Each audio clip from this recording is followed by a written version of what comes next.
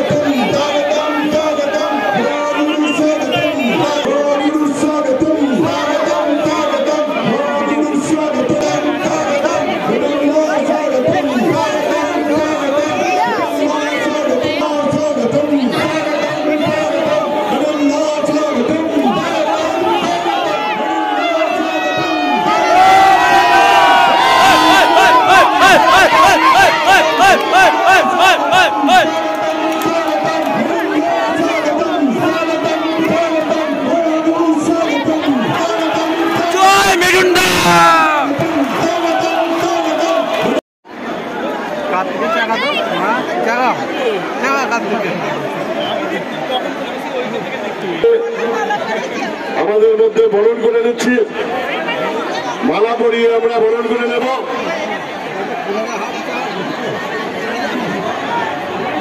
মিঠুনটাকে আমরা মালা পরিয়ে বরণ করে নিচ্ছি আমাদের মধ্যে।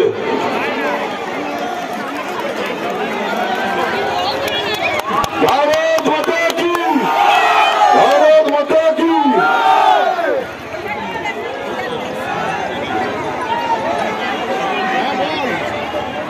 এরপর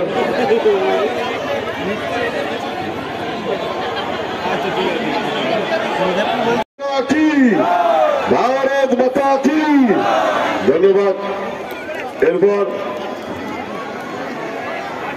উর্নি পড়িয়ে উত্তরীয় পড়িয়ে আমাদের মধ্যে বরণ করে।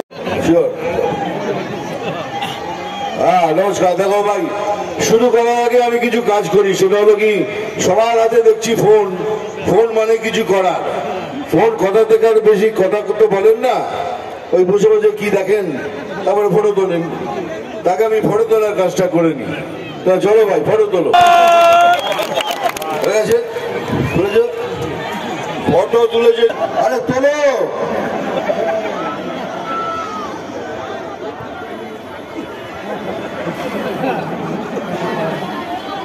ক্যামেরা কিনেছেন, টেলিফোন কিনেছেন, এবার আপনারা হয়ে গেছে আপনাদের তোমরা তুলে নাও। মেয়েরা পেছনে পড়ে যাবে, চশমা খোলো, চশমা খোলো। আরে আমি জানি তো আমার চোখ দুটো সুন্দর, জানি। আচ্ছা নে বাবা দেখ,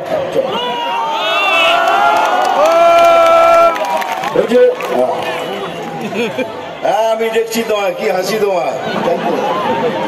বলে দাদা চোখ দুটো কি সুন্দর, এটাও বল। ওখান দিয়ে আসছিলাম তো, বললো কি বলে এই বয়সে কি দেখতে পাইনি। এটা তো সত্যি।